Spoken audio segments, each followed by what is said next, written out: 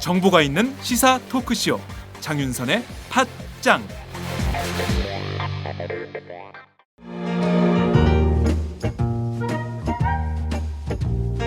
여러분은 지금 행복하신가요?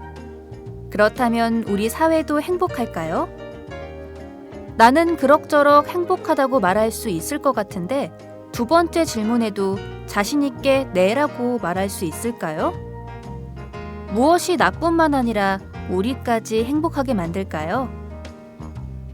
우리도 행복할 수 있을까는 오연우 오마이뉴스 대표 기자가 행복지수 1위 국가 덴마크를 심층 취재해 그들이 행복한 이유를 분석한 책입니다. 오연우 기자가 들려주는 생생한 사례와 깊이 있는 통찰. 이 책은 모두가 행복한 세상을 만들기 위해 우리가 무엇을 해야 할지를 제시해 줍니다. 오마이북이 만든 책, 우리도 행복할 수 있을까?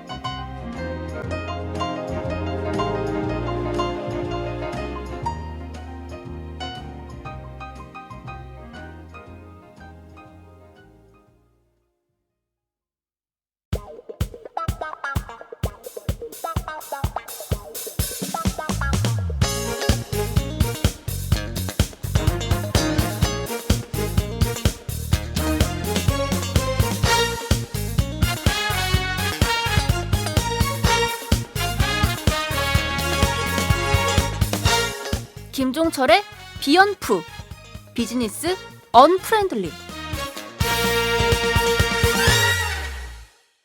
김종철의 비언프 시작하겠습니다. 비즈니스 언프렌들리. 우리는 언제 프렌들리가 될 수 있을까요? 김종철 부장님 답변해 주십시오. 김종철은 되겠죠. 응답하라. 되겠죠, 언젠가는. 네. 네. 되기를 바라고 있습니다. 되길 바라고 있는데 네. 기업이 우리를 싫어해. 아. 자, 연말정산 후폭풍이 계속되고 있습니다. 네. 이게 보니까요. 서민들도 서민이지만 고소득자들도 한계적으로 더 내야 돼? 막 이런 네. 불만을 토로하고 있고 네네. 재벌들은 더한 것 같아요. 쫄아 있어. 이거 불통이 우리한테 튀는 것 같대. 이렇게 이게 지금 보면 여야 정치권 뭐 재계 학계 뭐 난리가 난 것 같습니다. 네. 바야흐로 증세 논쟁이 본격화되고 있는 것이 아닌가 이런 생각이 좀 드는데요. 네네. 경제 전문 기자로 최근 논쟁 어떻게 보고 계십니까? 제가 저번에도 그 연말정산 관련해 가지고 기사를 한번 쓰기도 하고 그랬는데요. 네. 그 그러면서 기사 좋았다는 평가가 많더라고요. 아이고 별 말씀. 꼭 읽어보시기 바랍니다. 연말정산 누구를 향해 돌을 던진다 뭐 그런 그렇죠. 거였잖아요. 네. 이게 참 그 여러 선생님들과 이렇게 얘기를 나누면서 저도 느낀 것이 이번에 진짜 말씀하신 것처럼 우리 사회 각계각층에 여러 가지 이제 그 자신들의 본색, 본심, 이게 쌩얼, 네, 그게 다 민낯 드러나는 것 같더라고요. 다 이게요. 까졌어. 이게 돈 문제가 걸리니까 그러니까 예민해요. 네, 서로 이해관계가 그대로 드러나는 것 같고요. 또 물론 차이는 있지만 진보 보수 상관없이 진보 진영 내에서도 전문가들이나 시민단체나 이쪽마다 좀 차이가 또 있고요. 네. 언론도 마찬가지입니다. 언론도 뭐 진보지와 보수 약간 기본적인 스탠스는 있지만 또 약간의 또 미세한 또 차이도 있는 것 같고요.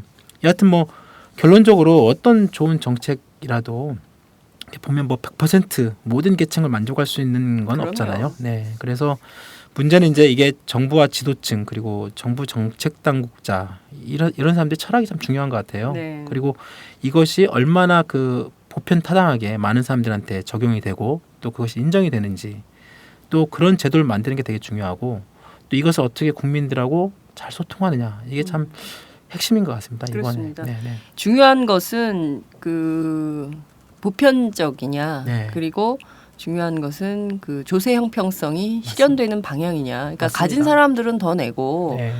부족한 사람들은 덜 내서 네. 결국엔 그거를 공공의 가치, 공익적 가치를 가지고 쓰자. 이게 이제 세금의 정신 아닙니까? 그런데 맞습니다. 네. 그 부분에 대해서 10원 한 장 더 못 내라고 부자들이 음. 돈이 많은 사람들이 네. 외치니까 유리알 지갑들이 열받은 거죠. 그렇죠. 그래? 우리도 못 내. 맞습니다. 우리도 10원 한 장 더 낼 수가 없어. 이러면서 극단적 상황으로 막 가고 있는데 이 상황에서 그러면 정치권에서 그 철학에 기반한 가치에 기반한 어떤 합의안을 가져와야 되는데 맞습니다. 네. 이거 뭐 막기에 급급해요. 여론을 맞습니다. 막기에 급급하니까 이게 국민들이 다 봤어요. 그러니까 바닥을 본 거야. 네. 정부의 바닥, 박근혜 정부의 바닥이 이렇구나. 이걸 싹 보니까 그렇죠. 네, 그러니까 솔직히 말하면 이번에 다 민낯을 본 거예요. 네. 그거에 대해서 사람들이 굉장히 특히 한쪽의 민낯을 세게 봤어. 그렇죠. 이게 그 보수 쪽 특히 그렇습니다. 이번에 그 자신의 색깔 분명히 드러내는 보수 쪽 보면 조중동 가운데서 조선일보. 네. 네, 이게 심했어요. 네, 이게 조선일보가 보면 물론 뭐 조중동의 좀 대표적인 주자이기도 하고 보수였던 뭐 그쪽의 입장을 대변한 건 좋다고 봐요. 뭐 충분하게. 근데 그 동안에 이게 박근혜 정부 2년 동안에 엄청난 많은 사건 사고 그다음에 인사 문제 별 얘기 많았잖아요. 늘 감쌌죠. 네, 조선일보, 동아일보, 뭐 중앙일보 그렇지만 하여튼 특히 조선동아, 조선동아 이쪽 보면 진짜 온갖 그 말도 안 되는 인사파동부터 해가지고 뭐 정부 그렇게 크다라는 어떤 비판은 좀 안 보이다가 이번에 네. 연말정산 그걸 보면 대놓고 그냥 얼빠진 정부라고 대놓고 비판을 하고 그렇습니다. 저 얼마 전에 그 일면 탑 기사 제목이 아직도 생각나는 게 그 복지 그 네, 출입 네, 기자 저도 봤어요. 네, 제목이 그거였어요. 증세냐 복지 축소냐. 대통령이 결단해라. 네, 맞습니다. 그러니까 이야, 대놓고 거의 막 저는 그렇게 협박이잖아요. 조선일보가 사설 아닌 일반의 어떤 그런 그 분석 논평적 기사를 일면 톱으로 이렇게 올린 것도 흔치 참 않죠. 네, 예. 그런 것 같은데요. 또 그 옆에 다른 기사들 보면 아예 그냥 그 요즘 지금 하고 있는 무상급식 뭐 기초연금 이런 것들이 과도한 복지다 지금 이게 지금 하고 있다. 그래서 아예 이 복지를 줄이면 세금도 덜 낼 수 있고 또 재정적인 부담도 줄일 수 있으니까 빨리 이거 좀 해라. 이거 줄여라. 그렇죠. 그렇게 얘기를 하고 있습니다. 그렇죠. 그러니까 참 아쉽죠. 답답하고 또 문제는 이걸 정부가 또 따라하는 그렇죠. 거고. 네. 그러니까요. 그러니까 2012년 박근혜 대통령 후보가 당시 내놨던 공약은 보편적 복지 노선이었어요. 맞아요, 맞습니다. 그런데 세금을 당장 많이 써야 되거든. 자기 주머니에서 세금이 더 나가게 생겼거든. 그러니까 무슨 보편적 복지야. 선별적 복지로 바꿔. 그렇죠. 그리고 내 주머니에서 세금 더 나가는 거 안 돼. 이런 주장을 조선일보가 대놓고 하기 시작한 거죠. 맞습니다. 근데 어떤 그 자신들의 목적을 위해서는 정말 가열차게 싸우더군요. 맞습니다. 예, 조선일보가 열심히 싸우고 있어요. 예. 그 이해관계 그리고 기득권을 유지하기 위해서는 네. 안 가립니다. 물불. 맞습니다. 네. 그래서 그 정부 비판 논조가 오히려 일반 진보집도 훨씬 셉니다. 조선일보 논조 그러니까요. 보면. 그리고 발언이 그 용어가 네네. 간단치 않아요. 네, 뭐 얼빠진 정부부터 시작해가지고 그러니까요. 뭐 예. 이 대통령한테 얼빠졌다고 하는 거 아닙니까? 그렇죠. 이렇게 네. 이런 비판 쉽지 않은데 조선일보가 아주 대놓고 하고 있는데요. 자, 근데 이 문제를 이런 논조를 우리는 어떻게 볼 것인가? 이런 것도 굉장히 중요한 것 같아요. 근데 맞습니다. 네. 정부가 이번에 소득세법 다시 고쳐서 무슨 그 환급금을 준다고 소급분을 준다고 이렇게 네. 얘기를 했어요. 근데 네. 이게 또 맞는 얘기야? 뭐 이런 얘기가 있어요. 법 원칙을 완전히 뒤흔든다. 그러니까 앞으로 뭐 문제 생길 때마다 그럼 다 바꾸고 소급해주고 이럴 거냐? 그럼요. 뭐 이런 비판도 있고 이런데 그리고 더 재밌는 것은 이거는 보수 정권이에요. 네네. 보수 정권에서 뭐 이런 얘기를 하니까 도대체 이게 어느 방향으로 가겠다는 것인지. 그러니까 지금 이 결국은 이 조중동이나 이쪽 보수 쪽 프레임에 정부가 백기를 든 거죠. 그래서 이제 내놓은 게 연말정산 파동을 수습하기 위해서 내놓은 것이 말씀하신 것처럼 법을 다시 고치겠다. 정치권에서. 가지고 다시 고쳐서 다시 돌려주겠다. 장난이야? 그러니까 그래서 세법 개정안이 장난이에요? 그러니까 이게 완전 누더기가 되는 거예요, 법이. 그러니까요. 그래서 이게 참네. 지금 이제 그 여야 새누리당이 지난번에 최경환 부총리 데려다 놓고 당정 네. 협의를 해가지고 합의한 내용을 발표를 했어요. 그러니까요. 실제로 그거 보면 그 뭐 일부 요즘에 그 말이 많았던 그 자녀 좀 네. 다자녀 2명 이상의 그런 세액공제 부분을 좀 더 늘리고 그다음에 연금저축 이런 부분들 빠진 거 공제를 좀 높이겠다. 네. 그리고 뭐 출생 입양 뭐 저출산에서 이런 거 문제 있다는 거 지적받은 거 재도입하는 방향으로 이렇게 잡은 것 같아요. 뭐 일부 손댈 수 있는 여지 있다고 보면 뭐 할 수도 있다고 봐요. 그런데 과연 이렇게 고치는 게 맞나? 여기서 이제 새정치민주연합 야당도 마찬가지. 야당도 같이 그러면 이번 주 고칠 때 교육비, 의료비 공제 다시 조정하고 네. 특히 이제 기업 법인세 올리자. 이렇게 지금 야당은 또 이렇게 얘기를 하거든요. 네. 그럼 이게 다 도입이 되면 법인세 올려야 하는 걸 빼고 네. 법인세는 올릴지 않을지 모르겠지만 이건 또 다른 문제니까 그렇죠. 이렇게 되면 사실상 이번에 그 바꾼 이런 연말정산 세법 개정한 취지가 거의 의미가 없어집니다. 그러니까 이게 지금 3월달에 원위치 되는 거예요, 거의. 거의라고 볼 수는 없지만 정말로 처음에 이 연말정산 내지는 이 소득세법 개정안을 하겠다던 그런 네. 취지에 완전히 좀 퇴색할 가능성이 높고요. 또 실질적으로 이게 지금 3월달에 이제 연말정산이 최종적으로 결과가 나오거든요. 그렇죠. 그러면 그걸 4월달에 입법을 하겠다는 건데 그때 또 해야 돼, 우리 그럼? 연말정산을? 어, 연말정산이 아니라 연중정산이네. 그럴 수도 있습니다. 연중정산. 그래서 5월달에 돌려준다는 건데 이게 글쎄요. 진짜 카드사에서 또 막 이렇게 한 것도 문제인데다가 뭐 음. 이게 왜 이렇게 국민을 피곤하게 하죠? 아 정말 진짜 답답한다는 생각이 좀 드는데요.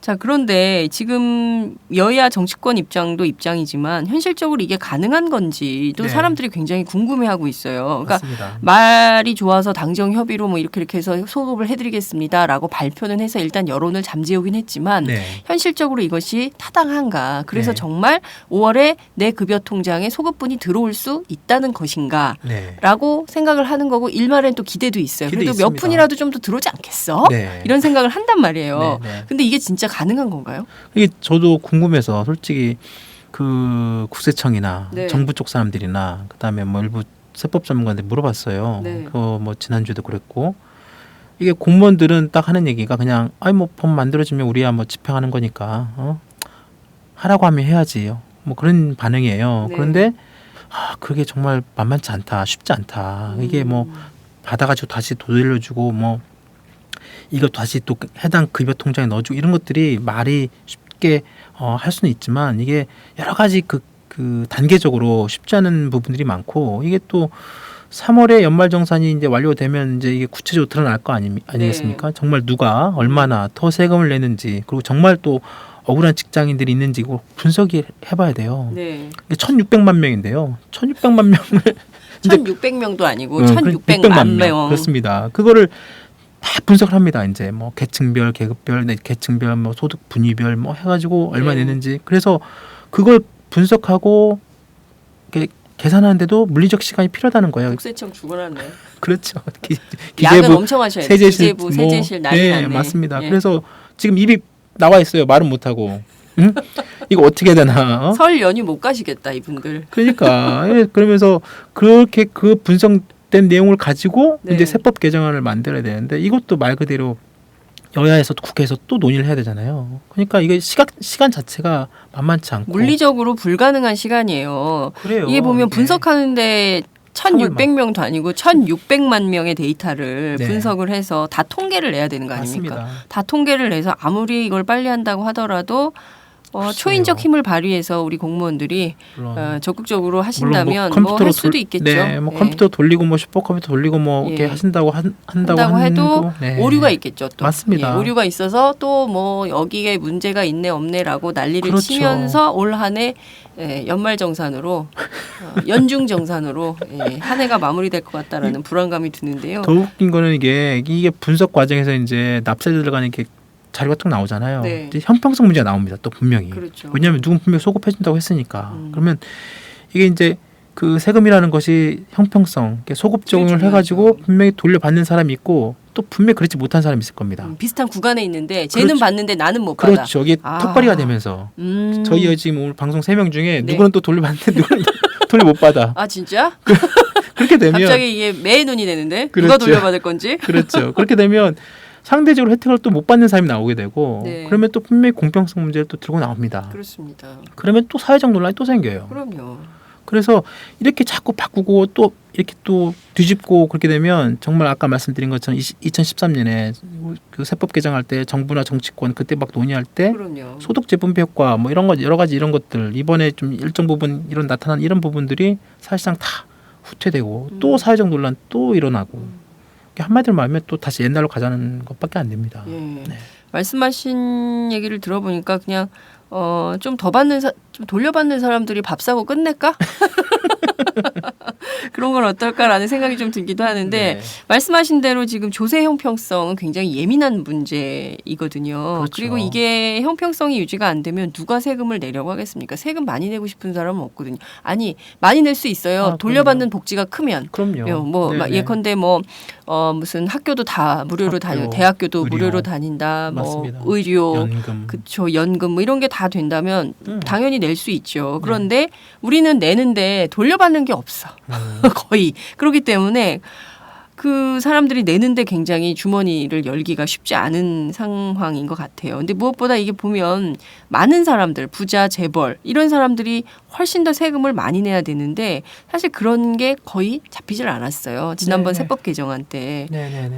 실제 작년에 세법, 그 2013년 세법 네네. 세법 개정안 당시에 잘못된 소득세의 과세 체계를 좀 이번엔 좀 바로 잡자 이런 거 아니었습니까? 그렇죠. 그래서 맞습니다. 소득공제를 세액공제로 바꾸면서 맞습니다. 네. 좀 저소득자의 부담을 줄이고 네. 고소득자의 부담을 늘린다 이런 거였는데 그게 이제 그 된 거예요, 취지였죠. 제대로? 그게 이제 취지만 그랬어요? 취지가 그랬고 사실상 이번에 이제 그 연말정산의 그 핵심적인 어떤 방향도 그런 방향이었고요. 네.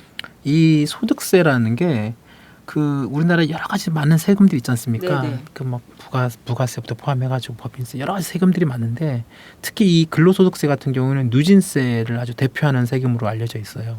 예를 들어서 이제 소득 구간에 따라서 세율이 높아지는. 그러니까 돈 많이 버는 사람은 그만큼 세금도 많이 내는.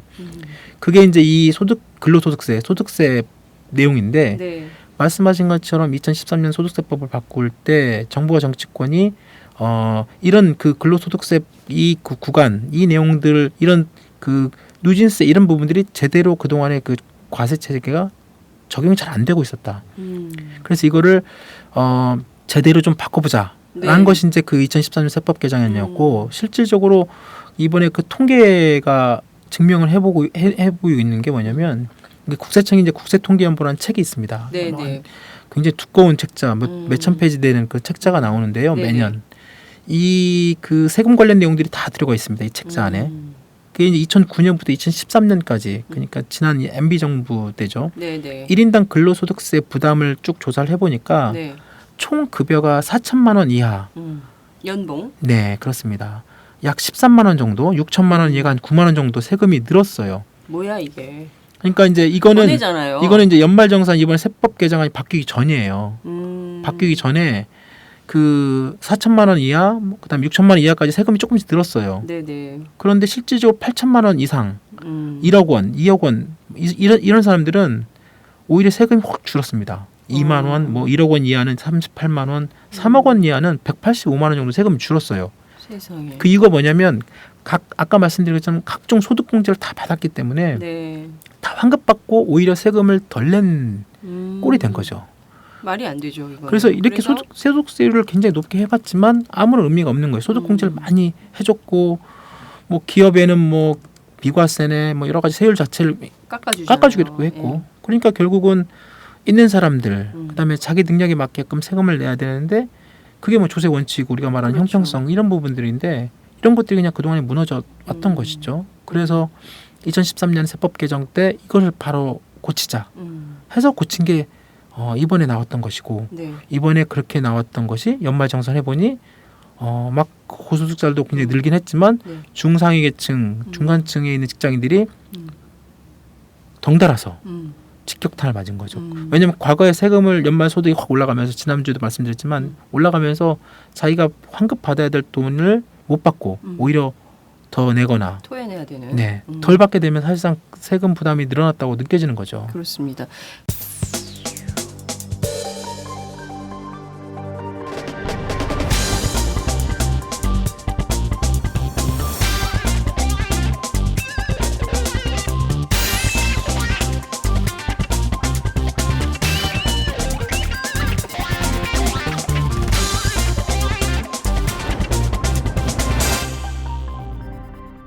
장윤선의 팟짱. 말씀하신 내용을 쭉 들어보니까 그러면 소득공제에서 세액공제로 바꾼 그 네. 제도 자체는 네네. 그 옳은 방향이다. 네네. 이렇게 평가를 할 수가 있고 그렇지만 다만 네. 중간에 끼어 있는 그 계층, 중간층, 예. 중간층에서 네. 발생할 수 있는 문제에 대해서는 구체적으로 정부가 어떻게 피해가 발생할 것이고 이거에 대해서 제대로 된 네. 정책 대안이나 홍보 이런 것들이 굉장히 부족했다. 맞습니다. 이렇게 볼 수 있다는 거죠. 그렇죠. 그리고 그것이 제대로 된 좀 더 세밀한 어떤 그런 그 구간 설계. 맞습니다. 예. 그게 안 된 거죠. 예. 대충 한 거죠, 그냥. 그러니까 놓고. 디테일이 약해. 디테일을 강조해야 돼. 진짜 정말 디테일이 중요해요. 중요합니다. 디테일이 특히 중요한 이 세금 문제, 돈 문제는 그렇습니다. 네. 디테일이 중요한데 디테일을 흘린 거죠. 그래서 이 난리가 난 것인데 말씀을 듣다 보니까 이게 보니까 고소득자들이 세금을 적게 내는 것뿐만 아니라 대기업 재벌 문제 계속 나오고 있어요. 근데 예, 여당은 맞습니다. 뭐 손톱만큼의 여지가 없습니다. 경제 활성화를 해야 되기 때문에 네네. 재벌 대기업의 법인세 절대 인상할 수 없다. 이런 네. 주장을 하고 있어요. 그렇지만 야당은 무슨 소리냐. 이번 2월 세법 개정안 논의 때 반드시 법인세를 올려야 된다. 그러니까 올리자는 것도 아니고 원상 회복. 그렇습니다. 노무현 정부 때 했던 25%로 최소한 네. 다시 가야 된다. 이런 주장을 하고 있는데요. 좀 맞습니다. 어떻게 될 것 같으세요? 그 아까 방금 말씀드린 고소득자들은 그동안에 그런 소득공제 혜택을 받으면서 상대적으로 세금을 덜 내왔고 네. 그래서 근로소득세의 그런 누진적인 어떤 그런 대표적인 세금이었던 혜택을 사실상은 고소득자들이 누려왔던 게 사실이고 그러면 재벌 대기업들은 어땠나 말씀하신 것처럼 재벌 대기업들도 마찬가지 기업들은 법인세를 내지 않습니까? 그렇습니다. 기업들은 기업들은 뭐 우리도 힘들다 어렵다 이렇게 얘기를 하지만 정말로 힘든 데는 중소기업 그렇죠. 작은 기업들이 더 음. 훨씬 힘들고 네. 오히려 이런 기업들은 뭐 세금을 안 내죠. 이익이 안 나니까 법인세를 내진 않습니다. 네. 문제는 이제 중견 이상 대기업들인데 실제로 아까 장 부장께서 말씀하신 그런 과거 법인세를 원상 회복하자라는 얘기는 네네. 결국은 5천억 이상 매출이. 네 맞습니다. 이게 지금 이 그 대기업들 이게 이제 이 5천억 이상 이익 이 통계가 하나 있는데요. 매출이 아니고 이익을 낸 경우. 맞습니다. 예. 5천억 이상 이익입니다. 네. 5천억 이상 이익을 낸 기업들이 실제로 그 세금 낸 비율이 이렇게 오늘 한겨레 신문에 나왔는데요. 한겨레 신문 그 내용을 보면 지난 5년 동안에 이 5천억 이상 이익을 낸 기업들의 실제로 이익 낸 기업들이 낸 세금 비율이 네. 4.35% 떨어졌대요.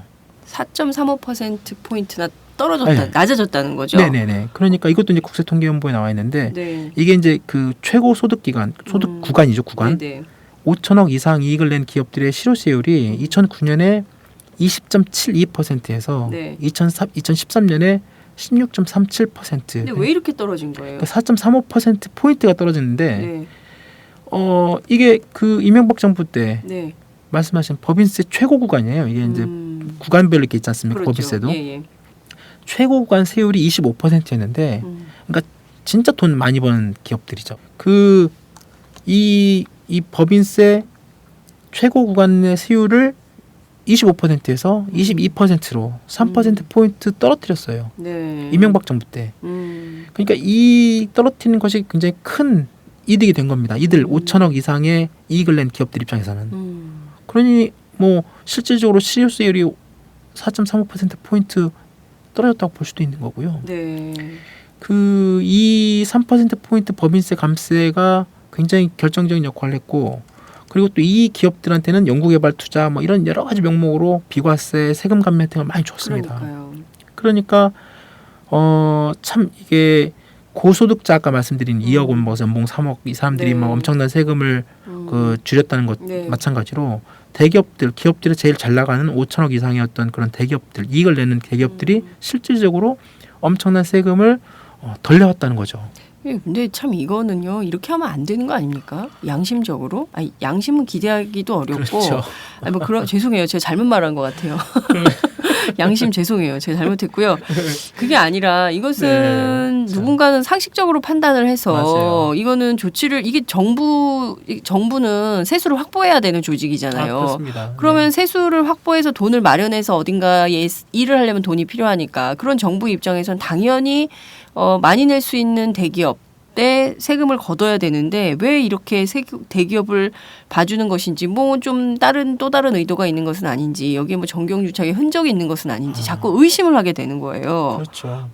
이게 결국은 이런 특혜 자체가 또 몇몇 대기업한테만 갑니다. 그렇다면서요. 네, 몇 개 그러니까. 아주 소수 슈퍼 부자 기업들한테만 그렇습니다. 이게 이익이 간다니까 다른 기업들 입장에서는 기업들도 빈익빈 부익부 양극화가 심각하다는 것인데 그렇죠. 자 이렇게 이른바 기업들 사이에서 세금 역진 현상이 나타나고 있는 것인데 뭐 이거 보면 전부 이제 법인세 감면 효과 때문인 건데 그럼 이거를 원상회복해야 되겠다라는 생각이 계속 드는데요.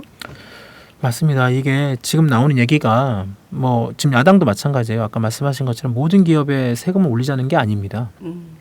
지난 정부 때 그 떨어뜨린 이 최고 구간의 세율을 원상 회복시키는 거거든요. 네. 그럼 이것들을 기업들이 막 스스로 전부 다 안 된다라고 내지는 정부가 막 안 된다고 버틸 별로 이렇게 합리적인 어떤 타당한 그 논거가 안 되는 것 같아요. 어차피 이게 모든 기업들한테 세금 올리자는 게 아니라 네. 지금 최고 구간에 있는 정말로 돈을 낼 만한 기업들이 네. 돈을 더 내야 된다는 그리고 과거에 냈던 돈을 내라는 얘기인데 네. 아니 그것이 아니고 그걸 못 돌린다라고 얘기하는 게 정말 아까 말씀하신 것처럼 뭐 양심 얘기했지만 상식적으로 판단이 잘 안 되는 거죠. 그렇습니다. 국민들 입장에서 보면 네. 갑자기 뭐 자기는 저희 집 같은 경우도 저희 바로 밑에 동생이 네. 이번 연말정산했더니 예. 250만 원을 갖다가 뱉어내야 되겠다고 에? 막 갑자기 이 친구가 되게 보수적인데 네. 막 정권 욕을 하길래 놀랐습니다. 그러니까요. 그러니까 주머니에서 일반- 250만 원 갑자기 뜯어가면 이 직장 갑자기 입장에서는 그럼요. 되게 큰 황당하잖아요. 돈이죠. 그러니까 근데 막 되게 돈을 많이 버는 동생이 있으신가요? 대기업입니다. 대기업 아, 다니는데 대기업. 이 친구도 그러면서 하는 얘기가 막 정부 욕을 하는데 저도 깜짝 놀란 게 정말 이렇게 대기업들은 이렇게 이익을 보고 네. 실질적으로 뭐 그 사실상 그 세금 감면을 해주고 있는 혜택을 거의 상위 10대 대기업이 한 40% 이상을 다 가져가고 있잖아요. 그러니까요. 그러다 보니까 뭐 이게 기업들 사이에서도 불만이 나오고 있습니다. 그럴 것 같아요. 기업들도 정말 잘 사는 기업하고 가난한 기업들 포 이그젠플 오마이뉴스 이 양극화가 너무 심각하니까요. 언론들 안에서도. 언론사도 네, 그렇지 않습니까? 맞습니다. 그러니까 네. 이런 거에 대해서 좀 이렇게 보편적으로 모두가 고루 잘 사는 기업, 고루 네. 잘 사는 국민 이런 걸 만들 책임이 사실 정부한테 있는 거거든요. 그렇죠. 그럼 이거를 정리 조정을 해서 정부가 사실 그런 거 역할을 하라고 우리가 국가에 세금 내고 이렇게 같이 살고 있는 거 아닙니까? 그렇죠. 근데 자꾸 이제 회비 개념으로 주민세만 더 거둘라고 그러고 국가가 해야 될 의무는 안 하니까 국민들이 정말 네. 열받는 거죠. 네. 자, 그런데 이렇게 정작 직장인들 소득세는 계속 올리고 네. 또 중상위층 직장인들 세금 더 내라 이렇게 강조하고 또 정작 대기업들은 세금을 깎아주고 네. 뭐 이런 식으로 하는데 이거를 정부는 계속 방치하고 네. 사실 정부가 우리가 국가한테 세금을 내는 이유는 이렇게 좀 불균형, 네, 균형이 네. 잘 안 맞는 것을 좀 이렇게 정리 조정을 해서 네. 모두가 고루 잘 사는 가급적 형평성이 이루어지는 방식으로 사회가 갈 수 있도록 만들어 달라 이런 취지가 있는 것인데 맞습니다. 그걸 그냥 방치해요. 박근혜 정부 최경환 경제부총리 절대 기업들 세금 못 올린다. 완전히 그 방패막이 대기업 그러니까요. 방패막이 역할을 하고 있는데 이걸 그냥 놔둬야 됩니까? 놔두면 안 되죠, 정말로. 그리고 이런 식으로 정부가 그런 입장을 취하는 게 네. 정말 국민들 입장에서 보면 아까 말씀드린 것처럼 상식적으로 잘 납득이 되지 않습니다. 예. 그 많은 사람들이 이번에 직장인들이 그 연말정산에서 그 분노하는 이유가 아까 우리가 그동안 계속 얘기하고 있는 형평성, 공평성의 문제라는 네. 거고요. 그 기업들도 마찬가지죠. 기업들도 지금 우리나라에 수십만 개 이상의 기업들이 있는데 네. 그 많은 기업들에게 정말로 그 당장 몇몇 중소기업부터 중견 뭐 대기업까지 근데 실질적으로 정부가 내놓는 국민 세금을 결국은 그런 세금 감면 혜택을 다 주는 건데 네. 그것들을 상위 몇 대기업 재벌한테만 그 또 쏠리고 있고요. 또 그 사람들의 입장을 또 재계 단체들은 또 그 사람들 입장을 또 대변하고 있어요. 그렇죠. 옹호하죠. 맞습니다. 그러니까 전경련이나 뭐 대한상이 심지어 뭐 중소기업 중앙회까지 전경련이야 뭐 원래 뭐 재벌 오너들의 뭐 그 입장을 대변하는 그 연합회라니까 뭐 그런다 그렇죠. 하더라도 대한상이 같은 경우는 그렇지도 않거든요. 대한상에는 진짜 말 그대로 중견 기업들 뭐 수백 개 이상의 그 기업들이 회원으로 되어 있는데 이 사람들도 마찬가지고.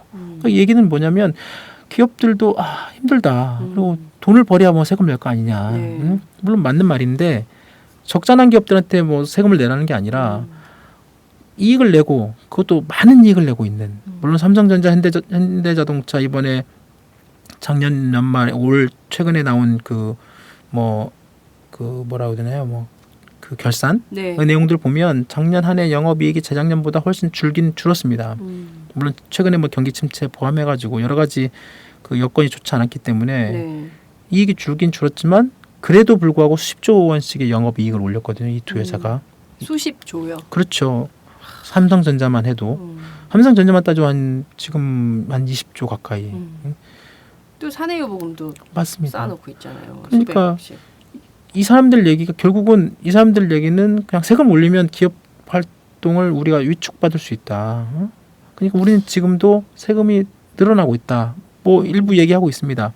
그 아까 말씀드린 그 비과세 감면 혜택 이 박근혜 정부 들어서 일부 줄인 것도 있어요. 물론 네. 저희가 뭐 이번 세법 개정 때 뭐 연말정산 때 일부 소득 항목 그 직장인들 없어진 것처럼 네. 기업들도 그 예를 들어서 뭐 고용 창출 투자 세액 공제라고 그러니까 네. 고용을 좀 늘리는 기업한테는 그만큼의 법인 소득 공제를 좀 해주는 네, 그런 혜택이 이번에 올해는 없어졌어요. 음. 근데 이거 하나 몇 개 말고는 또 그대로 있는 게 많거든요. 여러 가지 비과세 감면 혜택 해주는 것들이.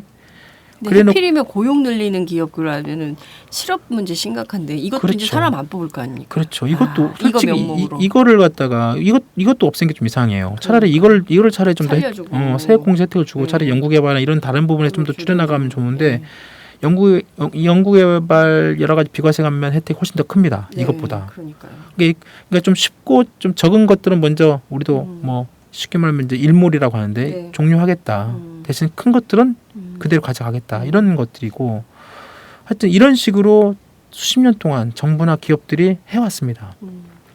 뭐 자기네들은 뭐 여러 가지 뭐 하여튼 규제 풀어주고 뭐 반기업 장소 같은 거 만들지 말고 그래야 우리도 투자도 하고 이익도 올리고 고용도 늘리고 그래야 세금도 더 많이 내고 그러면 네. 정부 재정도 좋아질 거 아니냐 뭐 이런 식으로 계속 국민들한테 얘기하고 정부도 얘기해왔죠. 근데 지금 수십 년 동안 이렇게 해왔지만 정말 과연 그렇게 됐나? 네. 물론 뭐 기본적인 경제 성장 때문에 기업이나 재정 이런 것들은 뭐 늘어나는 건 사실이지만 정말로 돈을 많이 벌고 네. 정말로 그 정부나 국민이나 국가를 위해서 세금을 더 내야 될 그런 기업들이 정말 제대로 그동안 내왔는지 이건 또 다른 문제인 네. 거죠. 저는 이런 생각이 들어요. 특히 대기업, 삼성, 현대 이런 데가 네. 어떤 경제 활성화라는 폭탄을 딱 들고 네. 니네 우리 건드리면 경제 활성화 못해. 맞아요. 네. 이렇게 계속 겁박하는 거죠. 네네네. 국민과 정부를 겁박해서 계속 우리는 경제 활성화가 안 되잖아요. 네. 그러니까 물론 그 소수 기득권 집단에서 누리는 부를 뭐 향유하는 수준은 굉장히 나날이 높아가고 있지만 네. 그 기업에서 일하는 노동자들의 삶은 점점 더 팍팍해지고 있는 것이거든요. 맞습니다. 전반적으로 국민 삶은 굉장히 팍팍해지고 이렇게 되면 야권의 어느 정치인이 저한테 그런 얘기를 하더라고요. 이러다 밀란 난다. 네네. 이런 얘기를 해요. 왜냐하면 사람들의 양극화가 심각해지면요. 먹을 게 없어지면 폭동을 일으킬 수밖에 없는 거거든요. 그럴 수 근데 있습니다. 그거를 정부가 방조한다? 굉장히 무책임한 거죠. 어제 그 그리스 그 총선 그 나왔잖아요. 거기는 진짜 그 사실상 그 국민들이 그 좌파 쪽에 표를 완전히 몰아준 것도 물론 저희하고는 약간 다르지만 그 그리스 뭐 복지 뭐 그 조중동 보수론을 막 비판한 게 그리스가 뭐 복지에 뭐 너무 돈을 많이 써가지고 재정이 파탄났다 그러는데 실질적으로 알고 보면 그런 게 아니었거든요. 네. 실질적으로 그리스가 갖고 있는 복지 내용이라는 것이 그만큼의 돈을 엄청나게 투자한 것도 아니었습니다. 네. 다만 하여튼 그럼에도 불구하고 이제 정부 재정의 이런 파탄이 나고. 구제금융을 받았는데 구제금융으로 인한 5년 동안에 해온 게 결국은 엄청난 실업 그렇습니다. 국민들이 결국은 뒤집었잖아. 우린 더 이상 못하겠다. 너희들 못 따라가겠다. 우리가 스스로 다시 한번 해보겠다는 식으로 해가지고 이번에 총선에서 완전 뒤집은 것처럼 말씀하신 것처럼 지금 이런 식으로 우리 한국 사회가 이런 양극화나 그다음에 계층 간의 이런 어떤 그런 뭐 불균형 내지는 어떤 그런 소통의 문제 포함해가지고 문제가 커지면 정말 뭐 밀란이 일어나지 말라는 법이 없죠. 그렇습니다. 네. 그러니까 네. 지금 보면 사람들이 그 이번에 사실 그 연말정산 세금 폭탄도 사실상 밀란이죠. 그렇죠. 예, 밀란을 맞습니다. 일으켜서 정부가 백기를 들게 만들었는데 땜질 처방식을 내놔서 더 복잡하게 꼬이게 그렇죠. 만든 뭐 이런 상황인데 네. 근본적인 혁신이 아니고요. 네. 참 그럴 때마다 참 이렇게 정부가 꼼수를 부리니까 네. 그게 참 그때마다 답답한 상황이 되는 건데요. 자 보면 우리가 이명박 정부 이후에 재정 적자 굉장히 심해지고 있지 않습니까? 박근혜 네네. 정부에서도 굉장히 그 큰 폭으로 그 정부 재정의 규모가 심각해진 정도로 빚이 늘어날 거다 이런 그렇죠. 평가 네네. 이런 전망들이 계속 나오고 있는데요. 우리나라 조세 부담률은 좀 어떤 건가요? 세계 여러 국가랑 비교를 하면 지금 좀 우리나라 어떤 조세 부담률이 전문가들 사이에서 얘기하는 게 정부도 인정하는 게 19% 정도 됩니다. 낮은 거네요. OECD 회원국 평균이 25% 정도 나오니까요. 네. 낮은 편이죠 아직은. 그러니까 그동안 저희가 말씀드린 것처럼 이 조세 형평성, 공평성 문제를 어떻게 이걸 잘 국민들한테 납득시켜야 되나. 그리고 이번에 그 연말정산 파동으로 인한 어떤 네. 증세 문제와 복지 이런 논쟁이 지금 계속 이어지는 그것이 결국은 박근혜 정부가 그랬잖아요. 우린 증세 없이 복지하겠다. 증세 없는 복지하겠다. 근데 그러려면 법인세부터 정상화해야 되는데. 그럼요. 그게 말이 안 됩니다. 네. 네. 증세 없는 복지가 지금 사실상 증세 없는 복지가 아니죠. 지금 증세를 하고 있잖아요. 그렇죠. 각종 여러 가지 서민 증세 포함해서 증세를 하고 있고. 저는 제일 재밌는 분이 정종섭 장관이에요. 그 세금 폭탄 아, 저는 때문에 난리가 났는데 그 와중에 인터뷰를 통해서 네. 십자가를 매겠다며. 저는 그분 얼굴만 봐도 좀 웃습니다. 근데 딱 그걸 하겠다고. 그러고 난 다음에 네. 야당 의원이 트위터 하나 딱 올리니까 바로 꼬리 내려서 네. 야밤에 밤 10시 반에 해명 자료 내고 참. 국회 동의 없이는 세금 안 올리겠다. 네. 참 재밌는 분이에요. 여론의 주목을 특이하게 받아. 철학이 없는 거죠. 그러니까요. 네. 그래서 증세 이런 부분도 보면 국민에게 솔직하게 증세를 얘기하는 게 될 것 같아요. 물어봐서 지금 당장 뭐 세금을 새로 만드는 게 아니고 또 세율을 몇 개 올리는 게 아니고 당장 뭐 세금 이런 것들은 또 국회 여러 가지 심의 절차 내지는 뭐 신중하게 가야죠. 근데 먼저 그 전에 말씀하신 것처럼 그 세금을 부담할 여력이 있는 돈 있는 대기업들 그다음에 고소득자들 그동안에 자신들이 혜택을 받아왔던 해야 될 분들이 안 냈잖아요. 그러니까 그런 분들 그리고 고액 자산가들 이런 사람들 중심으로 먼저 조세 부담을 제대로 하고 네. 그 다음에 그걸에서 일정 부분 복지 지원을 마련한 다음에 그 다음에 일반 서민 중간층 이 사람들한테도 우리 이렇게 가자. 그리고 좀 더 좀 걷자. 여러분들이 좀 더 부담을 해달라. 소득세가 됐든 뭐 심지어 요즘에 뭐 담배세 뭐 자동차 다 올린다고 하잖아요. 네. 그거 먼저 한 다음에 이렇게 올렸어야죠. 근데 이미 부족한 부분들은 뭐 담배세로 2조 4천억 떼우죠. 이번에 소득세로 해가지고 1조 원 떼우죠. 그때 부족한 세수 부족을 막 그때 쉽게 거둘 수 있는 소득세 뭐 그다음에 뭐 이런 담배세 뭐 주민세 자동차세 이런 걸로 막 떼올려 하니 국민들이 이해가 안 되죠. 아까 밀란 말씀하셨지만 정말로 폭동이 일어날 수 있죠. 그러니까요. 그러니까 저는 벌써 그러니까 촉이 빠른 사람들은 담배세 인상 때 벌써 딱 알더라고요. 그래서 이 사람들이 담배세를 시작으로 해서 여러 가지 세금들을 다 올릴 것이다. 그리고 사실상 증세하지 않는다고 하지만 결국은 서민 증세를 할 것이다라는 얘기가 정치권 안에 파다했어요. 네, 그렇죠. 그러니까 사실 담배세, 뭐 주민세, 자동차세 전부 올려서 싱글세도 사실은 내야 되는 상황이 된 거 아닙니까? 결국 공제 혜택이 다 없어졌으니까요. 네, 그렇죠. 도입 안 하겠다고 했지만 명목상으로 내야 되는 이런 상황이 그렇죠. 돼버린 거거든요.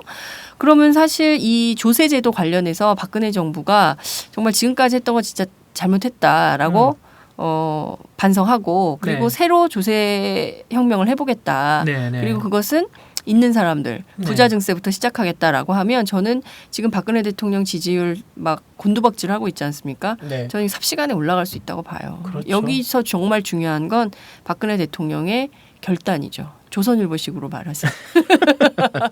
어떤 방식으로 증세의 정책을 짤 것이냐. 그렇죠. 굉장히 중요해요. 리더가 이럴 때 국민의 입장에 서 있다라는 것을 보여주면 그때 인기는 엄청나게 치솟을 거라고 생각을 하는데요. 맞습니다. 그렇게 할까? 어제 그 하시는 거 보니까 전혀 어제 대수위 보니까 네. 정말 이번에는 또 무슨 지방 재정을 그러니까. 손보시겠다고. 그러니까요. 왜 자꾸 아래만 보시는지 모르겠어요. 그러니까. 위에가 많은데 그러니까요. 예, 자꾸 아래에서 털 생각을 하시지 말고 위를 좀 제대로 네. 받아야 되지 않을까라는 생각이 좀 듭니다.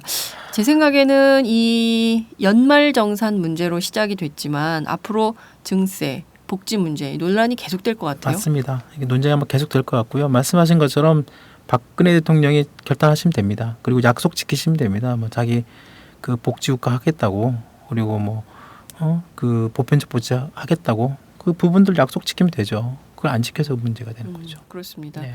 선별적 복지는 이미 우리가 졸업을 했어요. 네, 무상급식 하면서 선별적 복지 안 된다. 밥, 맞습니다. 점심밥 가지고 애들 눈치 보게 하지 말자. 이거 네. 이미 졸업했어요. 그러니까 보편적 복지는 대세고 이 재원을 어디서 마련할 것인지 여기서부터는 박근혜 대통령이 결단하시기 바랍니다. 네. 오늘 굉장히 우리 센 방송이었어요. 대통령의 결단을 촉구하는 방송. 네. 오늘 말씀 그렇군요. 여기까지 듣도록 하겠습니다. 고맙습니다. 네, 감사합니다. 안녕하세요. 장윤선의 팟짱 애청자 여러분. 저는 김병기입니다. 전에는 편집국장이었는데요. 지금은 10만인 클럽 회원이자 본부장 맡고 있습니다. 그런데 10만인 클럽이 뭐지? 이렇게 궁금해하시는 분들 많으실 겁니다. 오마이뉴스에 자발적으로 구독료를 내는 시민들의 모임입니다. 지금 매월 후원해주시는 분이 몇 명이죠? 8,000명이요. 그럼 앞으로 몇 명을 모아야 합니까?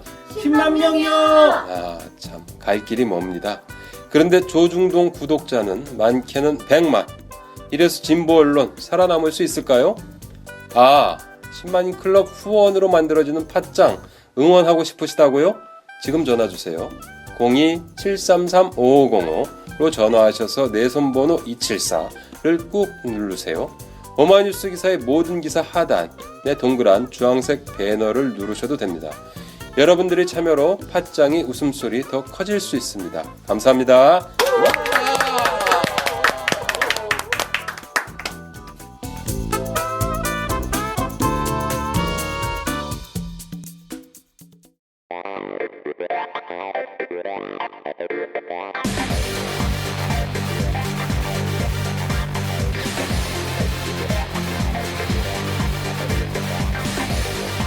정보가 있는 시사 토크쇼 장윤선의 팟짱.